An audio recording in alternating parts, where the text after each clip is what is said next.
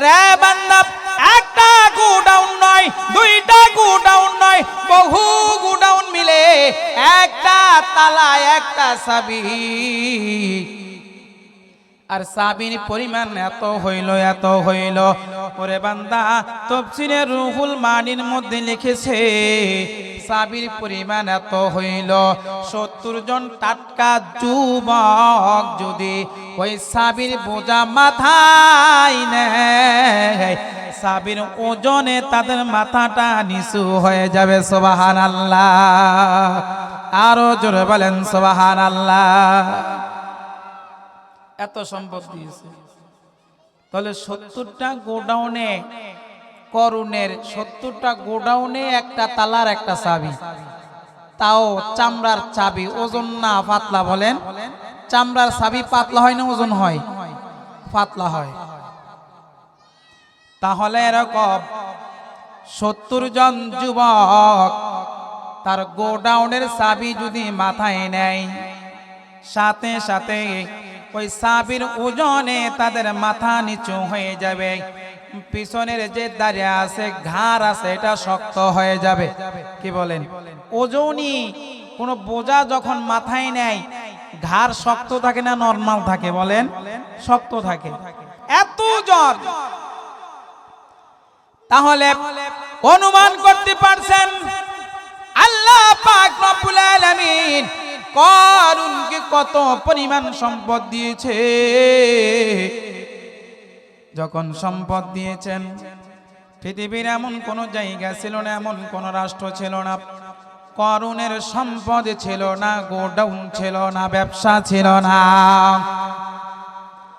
পয়গম্বর মুসা নবী আলাইহিস সালাম আল্লাহ পাক রব্বুল আলামিনের হুকুমে করুণকে বলল, করুণ, তোমাকে আল্লাহ তাআলা অনেক ধন সম্পদ দিয়েছেন, অনেক ধন দৌলত দিয়েছে, তুমি কিছু দান করে দাও, কিছু দান করে দাও। বুঝিয়াও না বুঝার বান ধরছে করুণে বগ্নিপতিত। বলে, ভাইজান কথা বুঝি না, আর একটু ক্লিয়ার করে বলেন। এইবার পয়গম্বর মুসা নবী আলাইহিস সালাম বলে, ও করুণ, তুমি তোমার সম্পদের যাকাত দিতে হবে, যাকাত। করুণ বলে, কি পরিমাণ যাকাত দিতে হবে? বলে, কোরআন এবং হাদিস অনুযায়ী, মানে আল্লাহ তাআলার হুকুম অনুযায়ী তুমি যদি যাকাত দিতে হয়, তাহলে তোমার মালের 3 ভাগের 1 ভাগ দিতে হবে গরিবদেরকে। তোমার সমাজে যেই সমস্ত গরিব বান্দাগুলো আছে, তাদের মাঝখানে তুমি বন্টন করে দাও। মুসা আলাইহিস সালাম এই কথা বলার পরে করুণ আশ্চর্য হয়ে গেলেন, আমার এত সম্পদ আমি কেন দান করব? সরাসরি নিষেধ করে না, মানা করে না। পয়গম্বর মুসা, আমি যাকাত দিতে পারবো না, সরাসরি নিষেধ করে না। নবী তো, তার কিছু ভক্তবিন্দু আছে, নিষেধ করা যাবে না, কৌশল অবলম্বন করতে হবে। ওরে বান্দা, সাপ মরবে কিন্তু লাঠি ভাঙবে না। করুণ কিন্তু এরকম ফোন দিয়ে আসতেছে মুসা নবী আলাইহিস সালামের জন্য। মুসা নবী আলাইহিস সালাম শেষ, আমার সম্পদগুলো দান করা লাগবে না, আমার সম্পদ যেমনি আছে ওইভাবেই থাকবে। করুণ কি করলো? একজন মহিলাকে রিজার্ভ করলো, ভাড়া করলো। আরে মহিলা, আমি তোমাকে একটা হুকুম করব। বলে, কি হুকুম? পয়গম্বর মুসা নবী আলাইহিস সালামের বিরুদ্ধে তুমি অপবাদ দিতে হবে। করুণের বহু টাকা ছিল, বহু ক্ষমতা ছিল, করুণ যেটা বলতো ওটাই হইয়া যাইত। কিছু কিছু লোক করুণের হাতের লাঠি ছিল। ক্ষমতা থাকলে আর টাকা থাকলে কি না হয়? বলেন, ঠিক আছে না? ওই মহিলাকে বলছে, মহিলা না করলেও বড় বিপদ আছে, কারণ করুণ তো আমাকে ধরবে। মহিলাকে যখন এই প্রস্তাব দিল, তুমি মুসার নবীর বিরুদ্ধে অপবাদ দিবা, বলে বিনিময়ে তুমি আমাকে কি দিবা? বলে তোমাকে আমি এত দিরহাম দিব। ঠিক আছে, কোথায় যাইতে হবে, কখন যাইতে হবে বলো। মহিলাকে বলল আগামী কালকে ঈদের দিন, ঈদের নামাজ পড়ার জন্য পয়গম্বর মূসা যখন মাঠে আসবে, ওই ভরপুর মাঠের মধ্যে তুমি দাঁড়াইয়া এই কথা বলবা। মানুষজন যখন চলে আসলো, পয়গম্বর মূসা নবী আলাইহিস সালাম বসলো, তখন করুন দাঁড়াইয়া বলতেছেন, ও ভাইজান আমার একটা মাসালা। বলে কি মাসালা? জিনা করলে জিনাকারের কি শাস্তি? তখন মূসা নবী আলাইহিস সালাম সব বললেন। বলে যদি আপনি নিজেও করেন, দেখছেন নি কারবার কি কয় ভাই, আপনি যদি নিজেও করেন। পয়গম্বর মূসা আলাইহিস সালাম সরল মনে উত্তর দিলেন, আমার ক্ষেত্রে হইলেও ওই রকম শাস্তি। করুন এই কথা বলার পরে এইবার মহিলা কি বলতেছেন, ও মহিলা বলো কি বলবা বলো। পরে গিয়া আমার কানের সাথে ঘ্যানর ঘ্যানর করতে পারবা না। এর কাছে ঘ্যানর ঘ্যানর করে, চিন্তা করছেন? পরে গিয়ে আমার কাছে জ্ঞানর জ্ঞানর করতে পারবে না। বলো মহিলা বহু মানুষের মধ্যে দাঁড়াইয়া বললেন, ও লোক সকল তোমরা শোনো, পয়গম্বর মূসা নবী আমার সাথে জিনা করেছে, নাউজুবিল্লাহ। এই কথা শোনার পরে পয়গম্বর মূসা নবী আলাইহিস সালামের মেজাজ তো গরম ছিল, তোতলা টাইপের নবী ছিলেন। নবীজি মূসা নবী আলাইহিস সালাম নবুয়তের জালালি মেজাজ নিয়ে যখন ধমকি দিলেন, মহিলা তুমি কি বলো, খবরদার সাবধানে বলো। এই মহিলা কি বলো, খবরদার। যখন ধমকি দিলেন, মহিলার সাথে সাথে নিজের কথাকে ঘুরাইয়া দিলেন। পয়গম্বর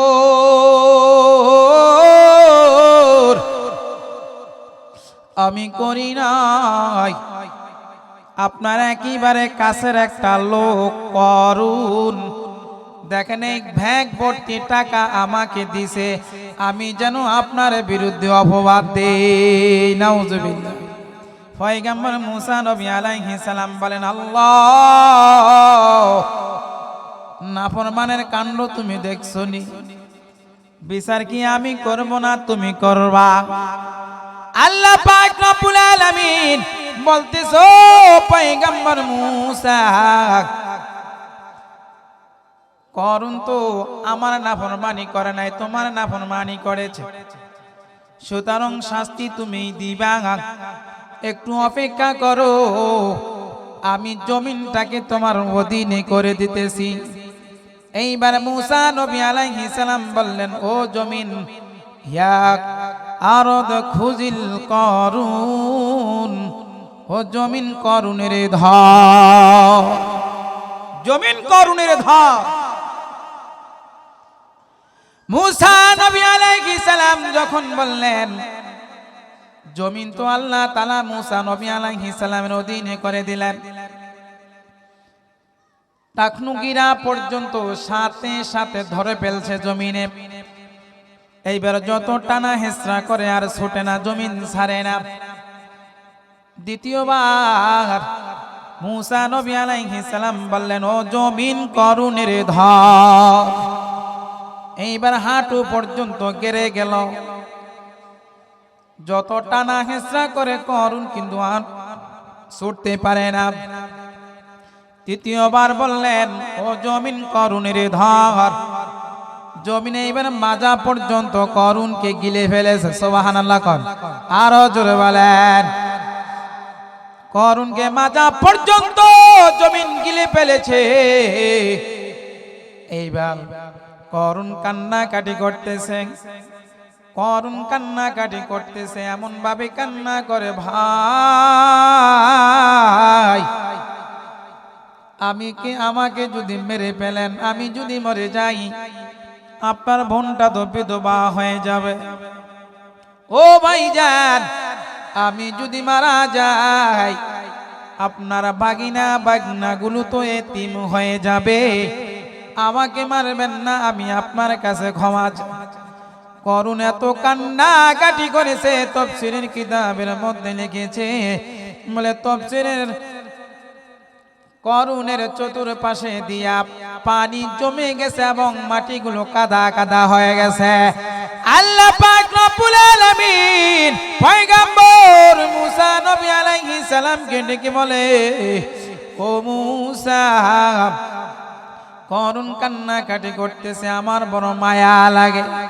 আল্লাহ পাক রব্বুল আলামিন এই কথা বলার সঙ্গে সঙ্গে মুসা নবী আলাইহিস সালাম বলে, আল্লাহ, করুণের মতো নাফরমান কান্না করে তোমার মায়া লাগে, এই জন্যই তো তুমি আল্লাহ। আমার মায়া লাগে না, আমার মায়া লাগে না, এই জন্য তো আমি হইলাম তোমার গোলাম, ঠিক না? তুমি মনিব, তোমার তো মায়া লাগবে আল্লাহ। ও পয়গম্বর মুসা, আমার কাছে যদি করুণে কান্না কাটি করে এইভাবে মাপ চাইতো, আমার কাছে যদি আমার অপরাধ করত, আমি তাকে মাফ করে দিতাম। কিন্তু আমি তো মাফ করতে পারবো না, কারণ সে অন্যায় করছে আমার নবীর শানে। মাজা পর্যন্ত করুণকে জমিন গিলে ফেলেছে, মাপ হয় না। যত কান্না কাটি করেছে মাপ করে না।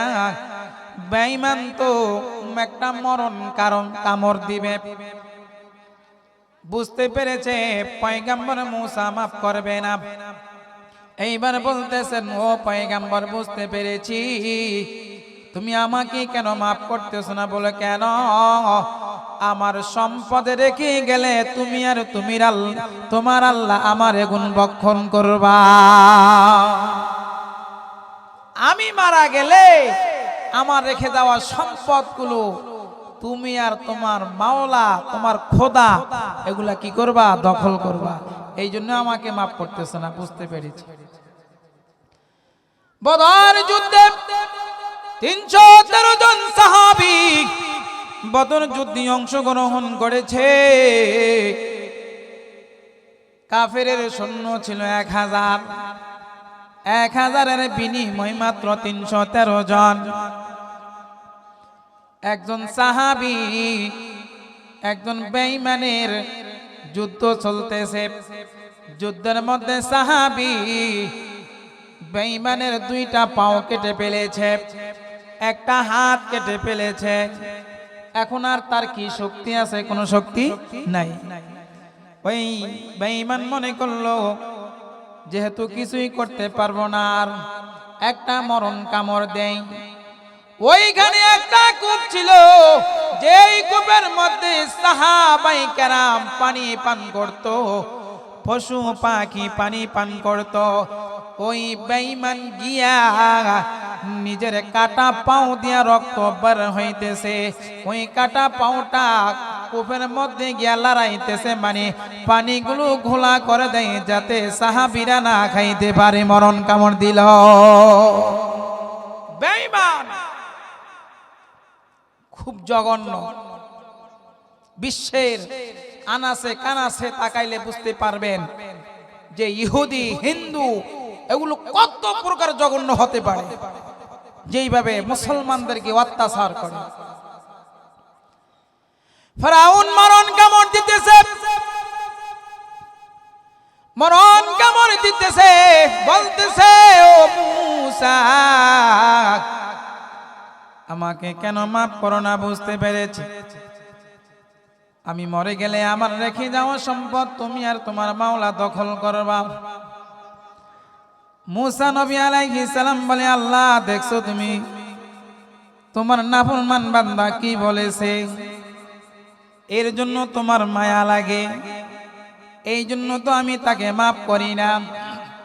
আল্লাহ, করুণের জায়গায় যদি আমি হইতাম, চিন্তা করো, করুণ আমাকে জিন্দেগিতেও মাফ করতো না। আয় আল্লাহ, করুণ যদি করুণের কথার উপরে অটল থাকতে পারতো, তাহলে আমার ইজ্জত যাইতো কোথায়? আমার কি উপায় হইতো? করুণ যদি করুণের কথার উপরে অটল থাকতে পারতো। আল্লাহ না, মুসা নবী আলাইহিস সালাম বলে আল্লাহ না, করুণের কোনো ক্ষমা হবে না। মিশরের কায়রা নামক একটা শহর আছে, ওই শহর থেকে ৮০ কিলোমিটার দূরে ওই জায়গা দিয়ে করুণ এখনো মাটির নিচে যাইতেছে। দৈনিক ৩.৫ হাত করে মাটির নিচে যাইতেছে। করুণ এবং করুণের সম্পদ সহ মাটির নিচে যায়, কিয়ামত পর্যন্ত যাইবে, কিয়ামত পর্যন্ত যাইবে। করুণ এবং করুণের সম্পদ মাটির নিচে যাইতেছে। এই কথা দ্বারা কি বোঝা যায়? আল্লাহ পাক রব্বুল আলামিন করুণকে সম্পদ দিয়েছে কিন্তু সম্মান দেয় নাই। ফাআম্মাল ইনসানু ইযা মাবতালাহু রাব্বুহু ফাআকরামাহু ওয়া না'আমাহু ফায়াকুলু রাব্বি আকরামান। আল্লাহ বলেন আমি বান্দাকে পরীক্ষা করার জন্য সম্পদ দিলাম। আল্লাহ বলেন আমি বান্দাকে পরীক্ষা করার জন্য সম্মান দিলাম। আর বান্দা বলে আল্লাহ আমাকে সম্মান করেছে, কিন্তু পরীক্ষা করার জন্য বলছে, এটার স্বীকার করে না। যেমনটা করুণের বেলায় হয়েছে, আল্লাহ তাআলা অগণিত সম্পদ দিয়েছে কিন্তু সম্মান দেয় নাই, ঠিক কিনা?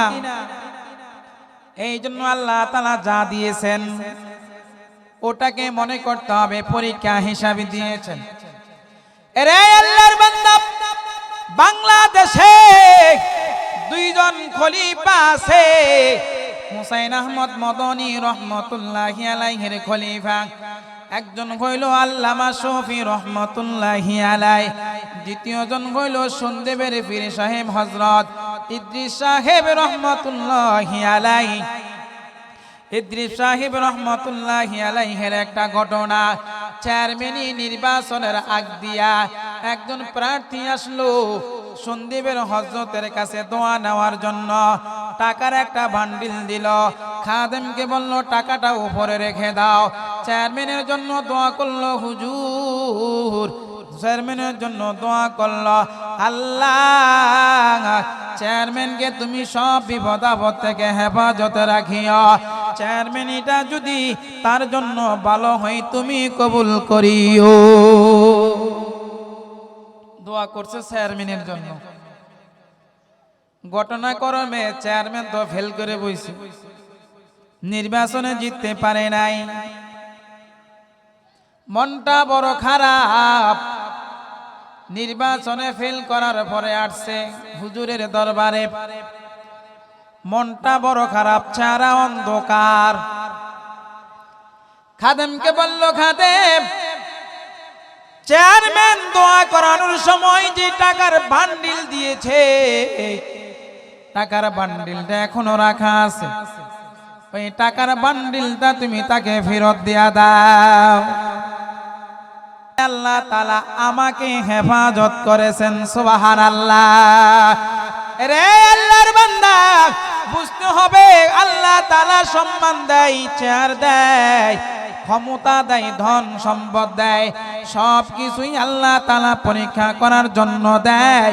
আমার বান্দাকে একটু ক্ষমতা দিয়া দেখি আমার বান্দা কি কাণ্ডটা ঘটায়, ঠিক কিনা? আল্লাহ পাক রব্বুল আলামিন পরীক্ষা করার জন্য দেয়। ফাম্মাল ইনসানু ইযা মাবতালাহু রাব্বুহু ফাআকরামাহু ওয়া না'আমাহু ফায়াকুলু রাব্বি আকরামান। আল্লাহ পাক রব্বুল আলামিন ধন দৌলত দিয়েছেন, সম্মান দিয়েছেন বান্দাকে পরীক্ষা করার জন্য, কিন্তু বান্দা বলে আমার আল্লাহ আমাকে সম্মানিত করেছে। শুধু সম্মানিত করেছে এটা বললেই তো হবে না, চিন্তা ওইটাও করতে হবে যে আল্লাহ তাআলা আমাকে কি করতেছে, পরীক্ষা করতেছে। বুঝেন না আমার কথা? আল্লাহ তাআলা আমাকে পরীক্ষা করতেছে। তারপরে আয়াতে আল্লাহ পাক রব্বুল আলামিন বলেছেন ওয়া আম্মা ইযা মাবতালাহু ফাকাদারা আলাইহি রিজকাহু ফায়াকুলু রাব্বি আহানান। আল্লাহ পাক রব্বুল আলামিন বলেছেন বান্দাকে যদি আমি আবার পরীক্ষা করি তাহলে তার রিজিক সংকীর্ণ করে দেয়, রিজিক কমায় দেয়। প্রথম আয়াতে আল্লাহ তাআলা বলছে পরীক্ষা করার জন্য, সম্মান দেয়, নেয়ামত বাড়ায়া দেয়। আবার বান্দাকে পরীক্ষা করার জন্য আল্লাহ পাক রব্বুল আলামিন রিজিক সংকীর্ণ করে দেয়, রিজিক কমায়া দেয়, রিজিক একেবারে কমায়া দেয়। তখন বান্দা বলে আমার আল্লাহ আমাকে অপমান করেছে। রিজিক কমায়া দিলে বলে কি আল্লাহ আমাকে অপমান করেছে। অথচ রিজিক কমায়া দেওয়া হলো আল্লাহ তাআলার পরীক্ষা। আল্লাহ পাক রব্বুল আলামিন সূরা বাকারার মধ্যে বলেছেন ওয়ালা নাবলুওয়ান্নাকুম বিশাইইম মিনাল খাউফি ওয়াল জু'i ওয়া নাকসিম মিনাল আমওয়ালি ওয়াল আনফুসি ওয়াস সামারাত ওয়া বাশশিরিস সাবিরিন। আল্লাহ পাক রব্বুল আলামিন বলেছেন আমি বান্দাকে ক্ষুধা দিয়া পরীক্ষা করি, আমি বান্দাকে ভয় দিয়া পরীক্ষা করি, আমি বান্দাকে ফসলের মধ্যে বিভিন্ন সময় রোগ ব্যাধি দিয়া পরীক্ষা করি। বান্দা যদি ধৈর্য ধারণ করে তাহলে ওই ধৈর্য ধারণকারী বান্দার জন্য সুসংবাদ। সুবহানাল্লাহ। তাহলে আল্লাহ পাক রব্বুল আলামিন রিজিক দিয়েও পরীক্ষা করে, রিজিক না দিয়েও পরীক্ষা করে। আরে আল্লাহর বান্দা পয়গম্বর মুসা নবী আলাইহিস সালাতু ওয়াস সালাম আল্লাহর সাথে কথা বলতেন তুর পাহাড়ে গিয়া। এই জন্য মুসা নবী আলাইহিস সালামের একটা উপাধি ছিল মুসা কালিমুল্লাহ। পয়গম্বর মুসা আলাইহিস সালাম তুর পাহাড়ে সব সময় আল্লাহ তাআলার সাথে কথা বলতেন। একবার মুসা নবী আলাইহিস সালাম যাইতেছে তুর পাহাড়ে আল্লাহর সাথে কথা বলবে, দেখা করবে, দেখা না কথা বলবে। তিনজন ব্যক্তি মুসা নবী আলাইহিস সালামের কাছে আবেদন করলেন আল্লাহ। মুসা নবী আলাইহিস সালাম যখন যাইতেছেন একটা লোক মুসা নবী আলাইহিস সালামকে প্রশ্ন করে ভাই আপনি কোথায় যাইতেছেন? বলে আমি তুর পাহাড়ে যাই আল্লাহ তাআলার সাথে কথা বলবো। বলে আমার একটা প্রশ্ন আছে, আল্লাহকে জিজ্ঞাসা করবেন। বলে কি প্রশ্ন? আমাকে আল্লাহ তাআলা এত সম্পদ দিয়েছেন, এত সম্পদ দিয়েছেন, যত খরচ করি কমে না কেন? কিভাবে খরচ করলে আমার সম্পদ কমবে? আর একটু যাওয়ার পরে একজন মহিলা মুসা নবী আলাইহিস সালামকে বললেন ভাই আপনি কোথায় যাইতেছেন? বলে তুর পারে যাইতেছি, আমি আল্লাহ তাআলার সাথে কথা বলবো। বলে আমার একটা প্রশ্ন। কি প্রশ্ন? আমি এত টাকা কামাই করি, এত আয় রোজগার করি, কেন আমার সংসারে উন্নতি হয় না? এত আয় রোজগার করি, আমার সংসারে কেন উন্নতি হয় না? 3 নম্বরে বললেন চৌরাস্তায় যখন গেলেন একজন আল্লাহর বান্দা যার হাত নাই পাও নাই, শুধু মাঝখানে টুকু আসার মাথা আছে। এই বান্দা যখন মুসা নবী আলাইহিস সালামকে দেখলেন ডাক দিলেন ভাই আপনি কোথায় যাইতেছেন? বলে আমি তুর পারে যাইতেছি আল্লাহ তাআলার সাথে কথা বলার জন্য। এই লোকটা মুসা নবী আলাইহিস সালাম কি বললেন, ও পয়গম্বর আমার একটা প্রশ্ন আছে। বলে কি প্রশ্ন? আল্লাহ তাআলা সবাইকে বানাইছে, সবাই সবার কাজ কাম করে খাইতে পারে, আমাকে এখানে কেউ এনে দিয়ে গেলে আমি হাঁটতে পারি, কেউ নিয়ে গেলে আমি বাথরুমে যাইতে পারি, কেউ যদি আমাকে খাওয়ায়া দেয় আমি দুইটা খাইতে পারি, নচেত আমি খাইতে পারি না। আল্লাহ পাক রব্বুল আলামিন কেন আমাকে এইভাবে বানাইলেন? আমি অন্যের সাহায্য ছাড়া চলতে পারি না। বান্দাটা কান্না করে করে মুসা নবী আলাইহিস সালামকে বললেন, মুসা নবী আলাইহিস সালাম তুর পাহাড়ে গেলেন, আল্লাহ পাক রব্বুল আলামিনের সঙ্গে কথা বলতেছেন। আসার পরে আল্লাহকে প্রশ্ন করলেন, আল্লাহ তিনটা লোকের তিনটা প্রশ্ন আছে, বলে কি প্রশ্ন? ও আল্লাহ, একজন ব্যক্তি প্রশ্ন করেছে তোমার কাছে জানার জন্য, বলে কি প্রশ্ন? বান্দা কি তুমি অনেক সম্পদ দিয়েছো, সে অনেক খরচ করে, খরচ করার পরেও সম্পদ কমে না, কেন সম্পদ কমে না? আল্লাহ পাক রব্বুল আলামিন বলেন, ও পয়গম্বর মুসা, তুমি এই বান্দাকে বলবা না শুকরি করার জন্য, এতিম মিসকিন ফকিরকে দান না করার জন্য। যদি না শুকরি করে, এতিম মিসকিন ফকিরকে দান না করে, তার সম্পদ এমনি কমে যাবে। বুঝলেন কথা? কিসে সম্পদ কমে? মুসা আলাইহিস সালাতু ওয়াস সালাম বলেন, আল্লাহ এইবারে দ্বিতীয় প্রশ্ন। বলে কি প্রশ্ন?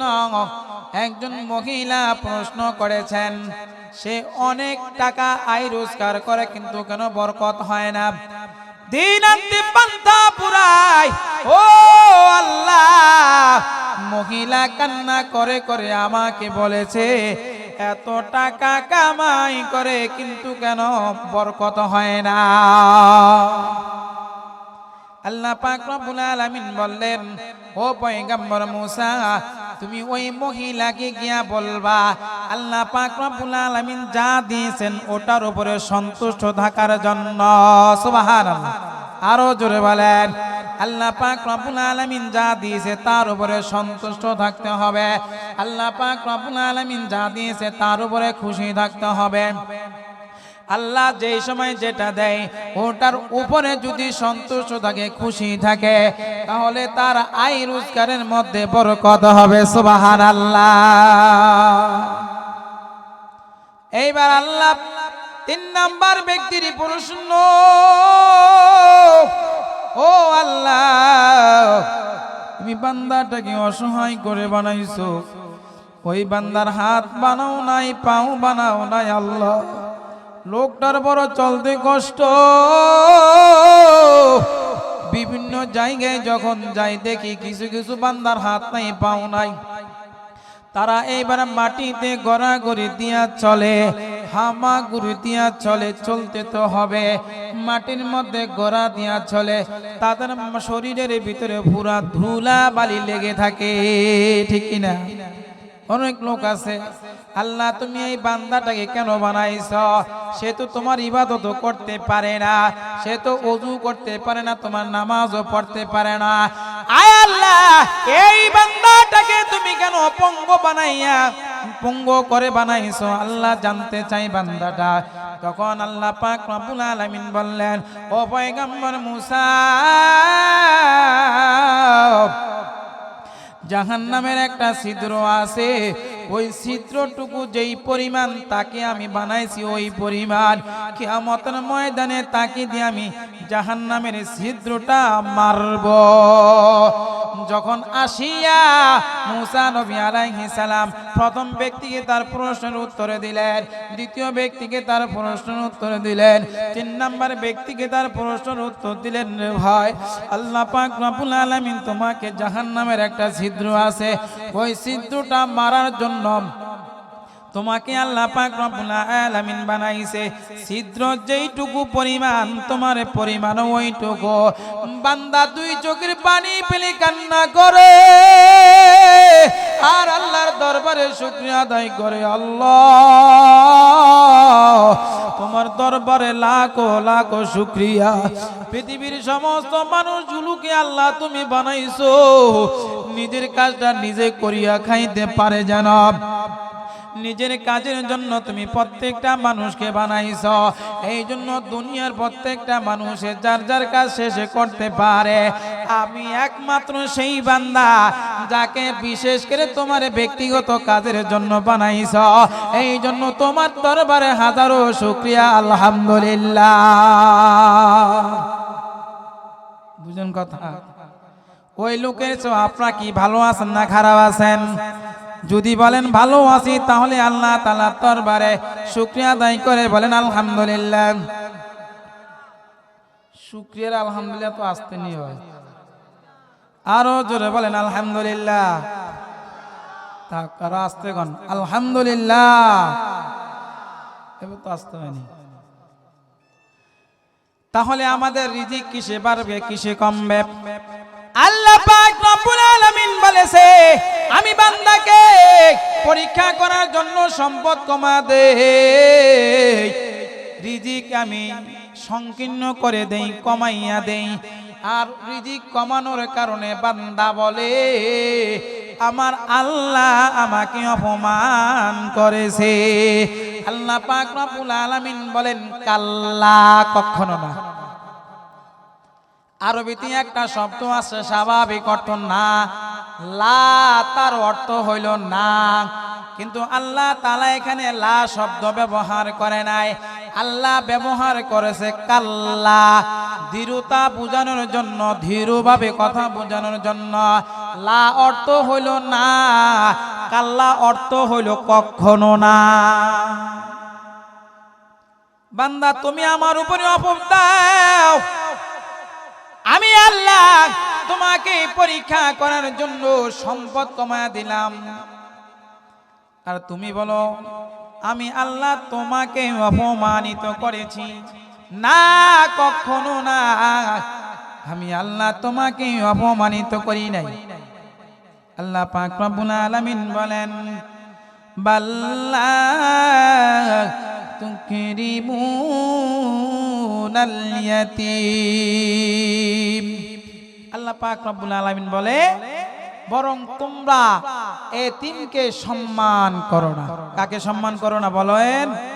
এতিমকে সম্মান করে না। তোমরা এতিমকে সম্মান না করার কারণে আমি রিজিক কমায়া দিতেছি।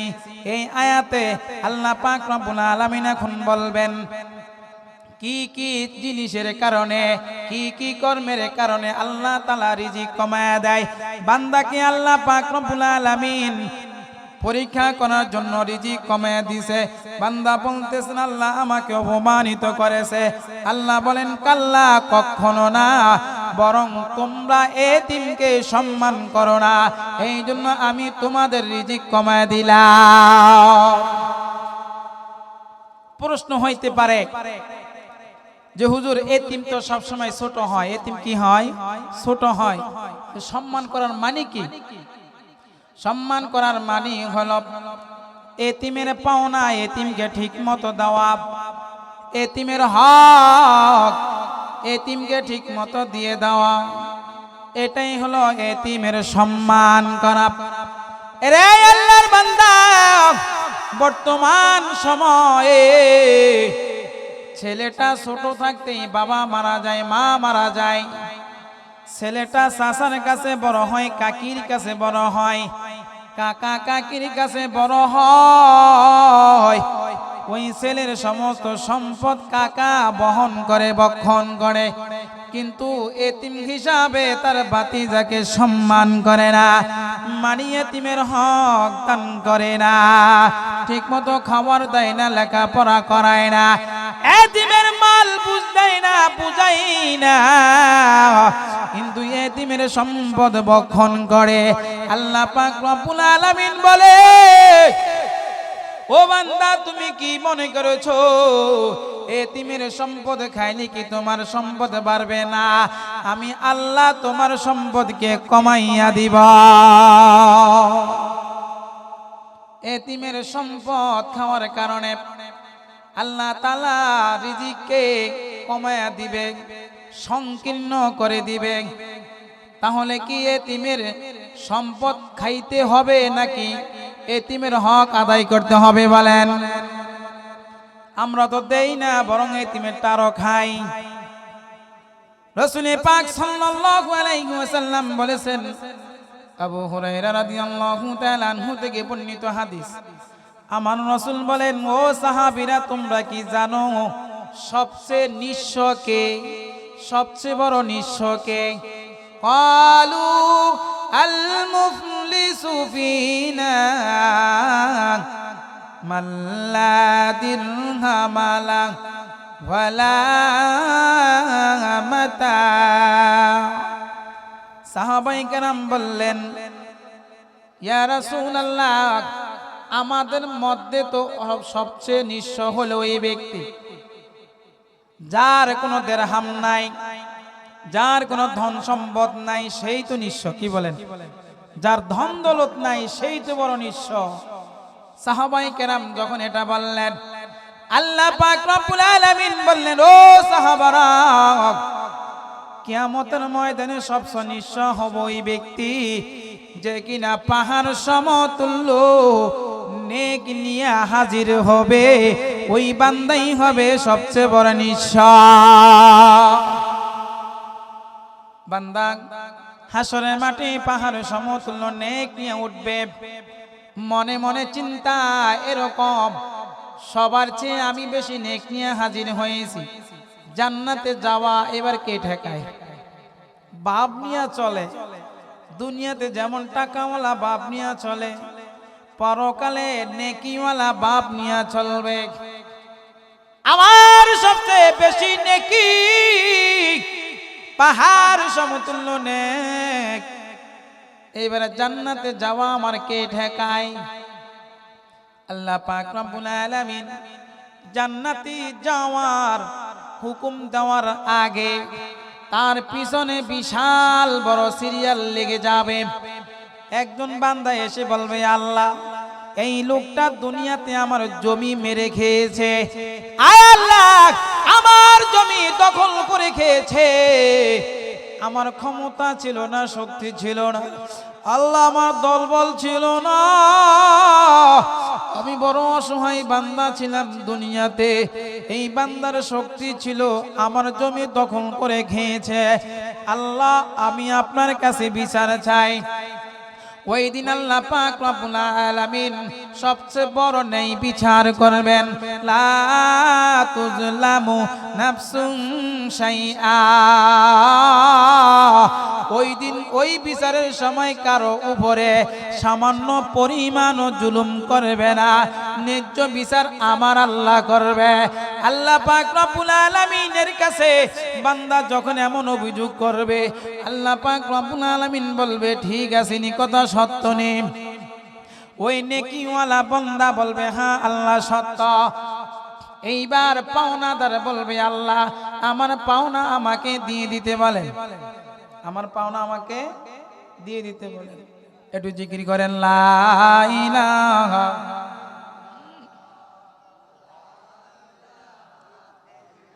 জোরে লা ইলাহা ইল্লাল্লাহ।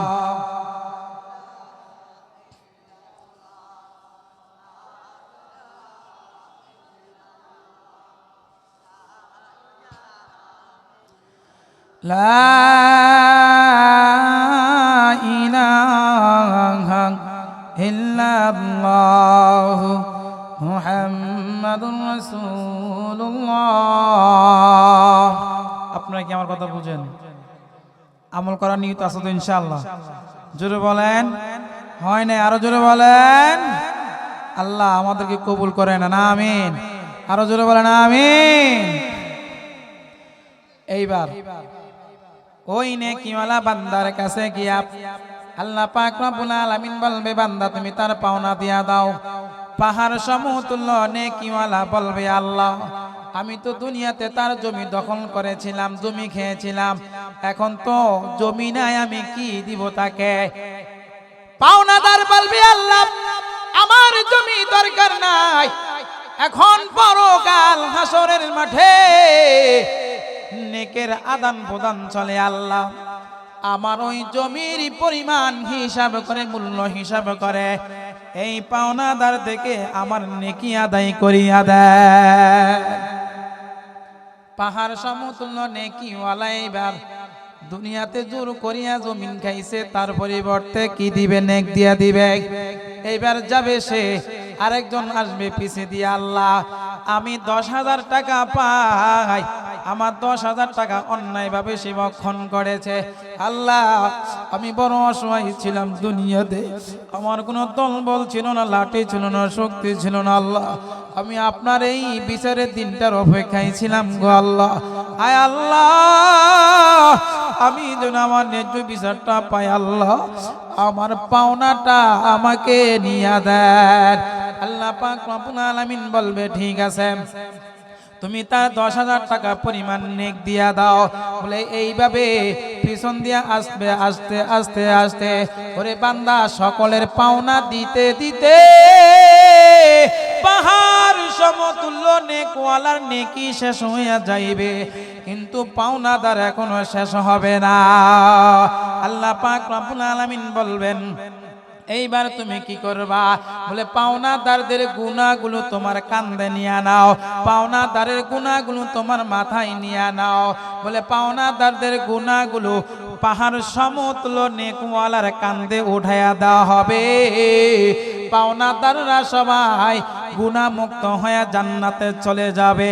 আর পাহাড় সমতুল্য নেক নিয়ে জানেওয়ালা দানা দিতে দিতে দিতে দিতে এইবার নেক শেষ হয়ে যাওয়ার পরে গুনার বোঝা যখন তার কাঁধে চলে আসছে, ওই বান্দা বড় নিঃস্ব হইয়া কান্না করতে করতে জাহান্নামে যাবে।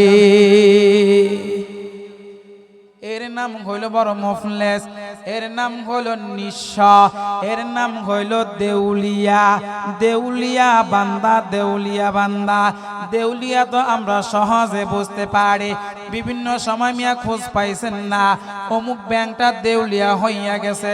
বলে দেউলিয়া মানে কি? ওই ব্যাংকে কোনো টাকা নাই, গ্রাহকদের টাকা মেরে দিয়েছে, কোনো টাকা নাই, এটাকে দেউলিয়া বলে। এই বান্দা পাহাড় সমতুল্য নেক নিয়ে হাসরের মাঠে গেছে, দানা দিতে দিতে দিতে দিতে এখন নিজে দেউলিয়া হয়ে গেছে, জাহান্নামে চলে যাও। আল্লাহ পাক রব্বুল আলামিন বলেছে কাল্লা বাল্লা তুকরিমুনাল ইয়াতীম।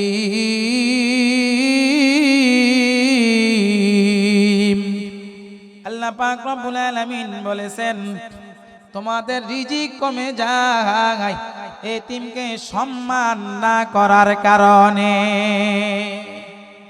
এতিমকে কি করার না করার কারণে? সম্মান না করার কারণে। বরং এতিমকে তো দেয় না, পাওনা দেয় না, বরং এতিমের টাকা খায়।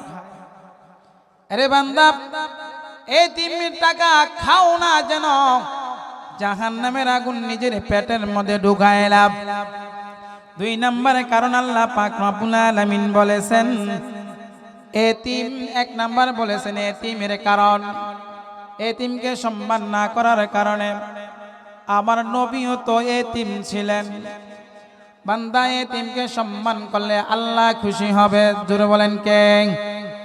এতিমকে সম্মান করলে রাসূলও খুশি হবে, জোরে বলেন কে? আরে আল্লাহর বান্দা এতিমকে সম্মান করলে আল্লাহ পাক রব্বুল আলামিন খুশি হবে, আমার নবীও খুশি হবে। কারণ আমার নবী বড় এতিম।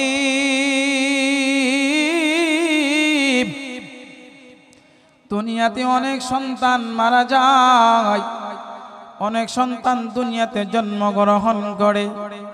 সন্তান জন্মগ্রহণ করার পরে বাবা দুনিয়া থেকে চলে যায়, কিন্তু আমার নবীর পিতা নবী দুনিয়াতে আসার আগেই চলে গিয়েছে।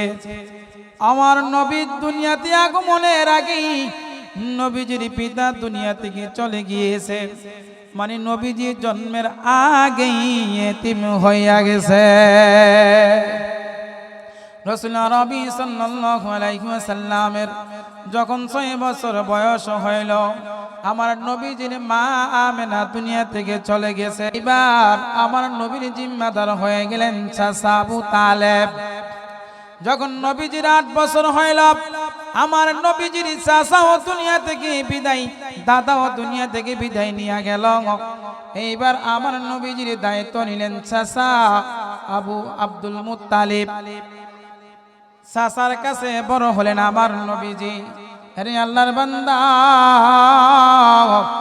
রাসূল আরবি সাল্লাল্লাহু আলাইহি ওয়াসাল্লাম যখন জন্মের পরে এক পা দুই পা করে হাঁটতেছে, একটু একটু করে বাবা বাবা বলে ডাকতেছে। মা আমিনা কান্না করে, মহিলারা এসে জিজ্ঞাসা করে, ও মহিলা তুমি কেন কান্না করো? দাদা এসে জিজ্ঞাসা করে, আমার নবীজির দাদা এসে জিজ্ঞাসা করে, বৌমা তুমি কেন কান্না করো? বলে আমার ছেলে তো এক পা দুই পা করে হাঁটতেছে। বলে তাতে কি সমস্যা? বলে সন্তান যখন এক পা দুই পা করে হাঁটে, সন্তানের বাবারা তো সন্তানের হাত ধরিয়ে একটু বাজার নিয়ে যায়। সন্তানের বাবারা সন্তানের হাত ধরিয়া নানা বাড়ি যাই, ফুপির বাড়ি যাই, দাদার বাড়ি যাই। কিন্তু আমার আব্দুল্লাহর বাবা তো দুনিয়াতে বেঁচে নাই। আমার আব্দুল্লাহকে কে বাজারে নিয়ে যাবে? আমার আব্দুল্লাহর হাত ধরে কে হাঁটাবে? আমি এই জন্য কান্না করি। আল্লাহ পাক রব্বুল আলামিন গায়েব থেকে আওয়াজ দিয়ে বললেন, ও আমেনা তুমি কান্না করবা না। আব্দুল্লাহ তো বেঁচে থাকলে তার সন্তানকে সর্বোচ্চ মক্কা পর্যন্ত নিয়ে যাইত। মক্কার ওলি গলি সবগুলো একটু ফিরাইয়া নিয়ে আসতো। সর্বোচ্চ দাদার বাড়ি, ফুপির বাড়ি, নানার বাড়ি নিয়ে যাইতে পারত। আব্দুল্লাহ নাই, তাতে কি হয়েছে? আমার বন্ধু একটু বড় হোক, আমার বন্ধুকে শুধু মক্কার ওলি না গলি না, আমি মদিনা থেকে নিয়ে বাইতুল মুকাদ্দাস থেকে নিয়ে আরশ মহল্লা পর্যন্ত, জান্নাত পর্যন্ত, আমি আল্লাহ পর্যন্ত আমার বন্ধুর সাথে দেখা করার জন্য আরশ মহল্লায় নিয়ে আসবো। সুবহানাল্লাহ। আমি আমার বন্ধুকে সামান্য এই জমিনে হাঁটাইয়া অপমান করতে চাই না। আরে আল্লাহর বান্দা, রাসূল আরবি সাল্লাল্লাহু আলাইহি ওয়াসাল্লাম যখন নবুয়ত লাভ করেছে, তখন আল্লাহ পাক রব্বুল আলামিন আমার নবীকে মেরাজে নিয়ে গিয়েছিলেন আল্লাহ তাআলার সাথে দেখা করার জন্য। আল্লাহর বান্দা, এতিমকে সম্মান করলে আল্লাহ খুশি হয়, নবীজিও খুশি হয়। আল্লাহ পাক রব্বুল আলামিন বলেছেন, এতিমকে অসম্মান করলে রিজিক কমে যায়। কি বলেন? এতিমকে অসম্মান করলে রিজিক কমে যায়, মানে এতিমের সম্পদ ভক্ষণ করলে রিজিক কমে যায়। 2 নাম্বার আল্লাহ পাক রব্বুল আলামিন বলেছেন, ওয়ালা তাহাদুনা আলা তুআমিল মিসকিন। 2 নম্বরে আল্লাহ পাক রব্বুল আলামিন বলেছেন, মিসকিনদেরকে দান করার জন্য পরস্পরকে উদ্বুদ্ধ না করার কারণে সমাজে অনেক মিসকিন আছে, অসহায় আছে। আল্লাহ পাক রব্বুল আলামিন বলেছেন, ওয়ালা তাহাদুনা, উদ্বুদ্ধ না করার কারণে, পরস্পরকে উদ্বুদ্ধ না করার কারণে, আলা তুআমিল মিসকিন, মিসকিনদেরকে, অসহায়দেরকে খাবার দিতে, দান সদকা করতে পরস্পরকে উদ্বুদ্ধ না করার কারণে আল্লাহ বলছে বান্দার রিজিক আমি কমায়া দেই। তাহলে এই আয়াত থেকে কি শিখতে পারলেন? এই আয়াত থেকে আমরা শিখতে পারলাম এতিম মিসকিনদেরকে কি করতে হবে? দান করতে হবে, সাথে সাথে উদ্বুদ্ধ করতে হবে, দান করার জন্য তাকিদ দিতে হবে যে ভাই দান করো অসহায়। আল্লাহ পাক রব্বুল আলামিন এতিম মিসকিনদেরকে দান করতেন। আমার নবী দুনিয়ার, পুরা দুনিয়ার নবী ছিলেন। সমুদ্রের তলদেশের একটা পোকা মাকড় যদি রব আমার আল্লাহ হয়, বলে ওই জায়গা পর্যন্ত আমার আল্লাহর নবুয়তি আছে। সুবহানাল্লাহ। जहाँ तो का है रुबूबियत खुदा का, वहाँ तो का है नबूबियत रसूल का। যে পর্যন্ত আল্লাহ পাক রব্বুল আলামিনের খোদাইত্ব আছে, ওই পর্যন্ত আমার রসুলের রসুলত্ব আছে, নবুয়ত্ব আছে। আমার নবী মানে পুরা দুনিয়ার নবী ছিলেন, অথচ পুরা দুনিয়ার নবী হওয়া সত্ত্বেও আমার নবী সবচেয়ে বড় অসহায়। দিনকে দিন চলে যেত, আমার নবীর ঘরে চুলায় আগুন জ্বলত না। এই জন্য বান্দা মিসকিনদেরকে সাহায্য করলে আল্লাহ পাক রব্বুল আলামিন খুশি হয়, নবীজিও খুশি হয়। 3 নাম্বার রিজিক কমার কারণ আল্লাহ পাক রব্বুল আলামিন বলেছেন ওয়া তাকুলুনাত তুরাসা আকলাল লাম্মা। আল্লাহ পাক রব্বুল আলামিন বলেছেন ওয়ারিসদের সম্পদ খাওয়ার কারণে, উত্তরাধিকারীদের সম্পদ খাওয়ার কারণে। বাবা মারা গিয়েছে, 10 বছর হয়েছে, বোনের সম্পদগুলো ভক্ষণ করেছে ভাই। বাবা যখন মারা যায়, বাবার সম্পদগুলো ভাই বোন মিলে ইসলাম অনুযায়ী ভাগ করতে হবে। বোনের সম্পদ 10 বছর খাইছে ভাই, 10 বছর খাওয়ার পরে বোন যখন গিয়া বলছে ভাই আমার সম্পদ দাও, ভাইয়ের মুখটা একেবারে কালা হয়ে গেছে, বেজার হয়ে গেছে। ওরে বোন, তোমার কাছ থেকে এরকম কথার আশা আমি করি নাই, ঠিক কিনা? নাই, সমাজে নাই, আপনাদের এলাকায় মনে হয় নাই। চুপ রয়েছেন গা, বলেন আছে? বাবা মারা গিয়েছে, বহু বছর হয়েছে, বোনের সম্পদটা দেয় না। আরে ভাই, এমন বহু মানুষ আছে বোনের মাথায় হাত বুলায় দেয় ভাই, আর বলে বোন তুমি এই সামান্য সম্পদ না নিলে তুমি কি মরে যাইবানি? আমি বলবো ভাই, বোনের সম্পদ সামান্য সম্পদ তুমি না রাখলে তুমি মরে যাইবানি, ঠিক আছে? বোনের মাথায় হাত বুলায় দেয়, মনে হয় যেন বোনের ভাইটা আগে এতিম হয়ে গেছে। এমন অসহায়ের মতো ভাই বোনের মাথায় হাত বুলায়া দেয়, বছরকে বছর বোনের সম্পদ ভক্ষণ করে, আবার বোনের মাথায় হাত বুলায়া দেয়। আল্লাহ বলে তুমি বোনের সম্পদ রাখার কারণে, ওয়ারিসদের সম্পদ রাখার কারণে তুমি মনে করবা তোমার অনেক সম্পদ হবে, অনেক ধন দৌলত হবে। না রে বান্দা না, আমার আল্লাহ বইয়া রইছে, আমার আল্লাহ দেখা রইছে। তুমি তোমার বোনের সম্পদ মেরে দিয়া, ওয়ারিসের সম্পদ ভক্ষণ করিয়া কোনোদিনও বড় লোক হইতে পারবা না, ঠিক না? দেখবা যে তোমার অনেক সম্পদ না মরিচিকা। আপনি মরুভূমির মধ্যে যাইবেন, দেখবেন দূর থেকে তাকাইলে অনেক পানি দেখা যায়, পানি দেখা যায়, কাছে গিয়া কোনো পানি পাইবেন না। তার দূর থেকে কি দেখলেন? সম্পদ দেখলেন। আরে আল্লাহর বান্দা, ওয়ারিসের হক মেরে, সম্পদ মেরে আপনি দেখতেছেন অনেক সম্পদ, কিন্তু সম্পদ না জাহান্নামের আগুন, ঠিক কিনা? আরো জোরে বলেন। এই দুনিয়া দুনিয়া না, আরো দুনিয়া কিন্তু আছে, ঠিক আছে না? আমরা বলি না এই মাঘেই শেষ মাঘ না, আরো মাঘ সামনে আছে। এই পৌষ মাস ওই শেষ না, আরো পৌষ মাস সামনে আছে। এই বছর কিন্তু বছর না, আরো বছর সামনে আছে। আমি বলবো বান্দা, এই দুনিয়াই দুনিয়া না, আরো দুনিয়া সামনে আছে। ওইটার জন্য প্রস্তুত হইয়া যাও। ওয়ারিসদের হক মেরে সম্পদ খাইয়া 5 ওয়াক্ত নামাজ পড়িয়া সওয়াব নিয়া তুমি কবরে যাইবা, হাসরের মাঠে তোমার সঙ্গে দেখা হবে, ঠিক কিনা? নিঃস্ব হয়ে জাহান্নামে চলে যাবে। 4 নাম্বার আল্লাহ পাক রব্বুল আলামিন বলেছেন ওয়াতুহিব্বুনাল মালা হুব্বান জাম্মা,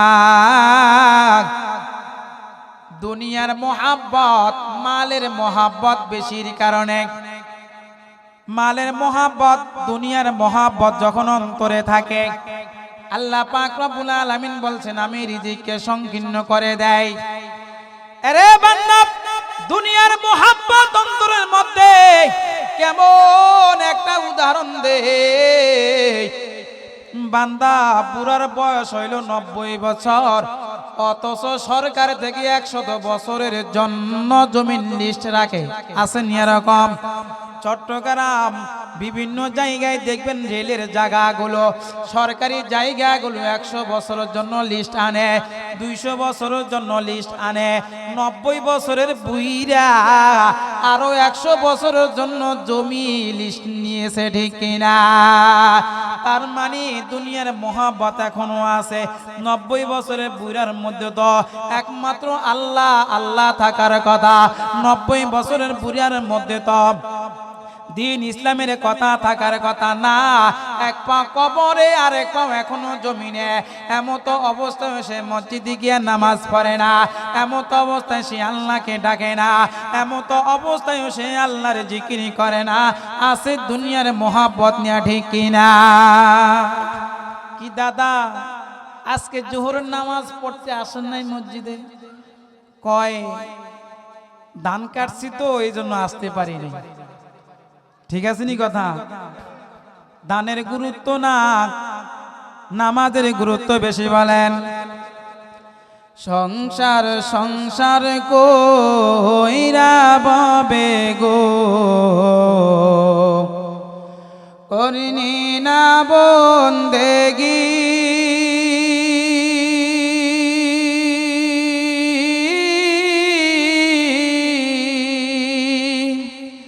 কিভাবে কাটাইবি মনরে, খবরের জিন্দেগিরে,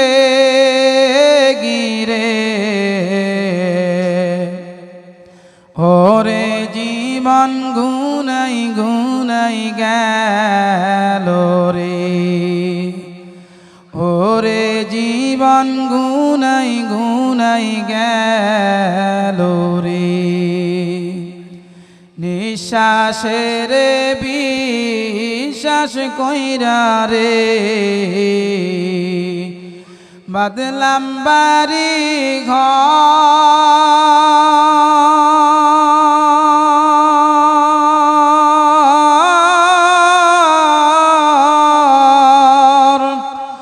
কোন দিন জানি আজরাইল আইসা রে, সবই করে পরে,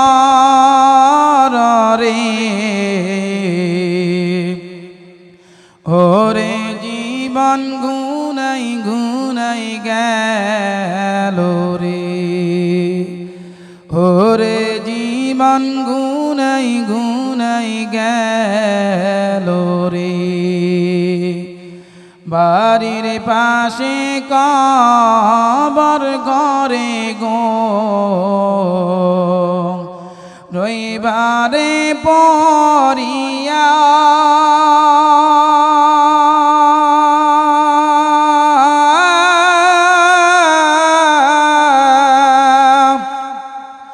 ভাইও বলো বান্ধব বলো গো, ছাইব না কেউ ফিরিয়া রে, ওরে জীবন গুনাই গুনাই গেল রে। সংসার সংসার কইরা ববে গো, করনি না বন্দেগি,